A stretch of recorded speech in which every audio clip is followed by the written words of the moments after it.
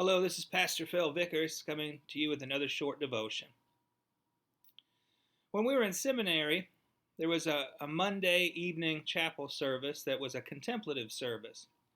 And what that meant was it was very simple. Someone would offer a reading, and then there would be 10 minutes of silence for us to simply be quiet and contemplate the reading and also be in prayer. I really enjoyed those services, but one of the reasons why that service was so useful for me is it was a great barometer for me to see what kind of state my mind and heart were in that given week.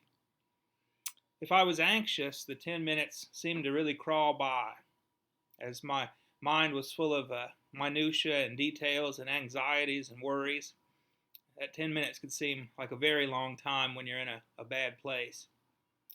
But then other weeks, the 10 minutes would fly by and I would be surprised when the time was over because I was in such a good place, a place where just sitting and being in that space was refreshing. I've been finding myself in a time of clutter in my own mind and heart. As I was taking a walk just this morning, after about a half an hour, I realized that there hadn't been much silence, not much space between thoughts. And so I'm doing some work today to try to get back to a place of relative peace.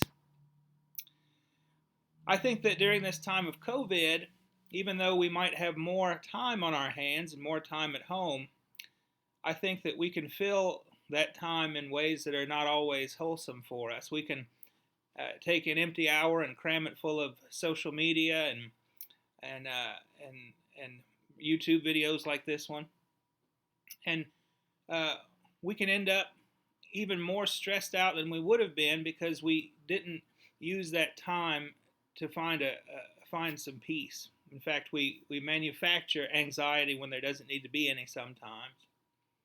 So I'm aware of that in my spiritual journey this week, and I ask you if you are finding yourself too that although you have more time, you're not having more peace, to pay attention to that and to really search for those spaces in between thoughts, to not rush yourself. Don't rush your soul. Don't rush your heart. Don't rush your mind. Take times to be useless in God's presence, because that's what we need is a time of refreshment, especially when there's things going on in the world like the virus and like our national search for more justice for all people that's taking place in this time.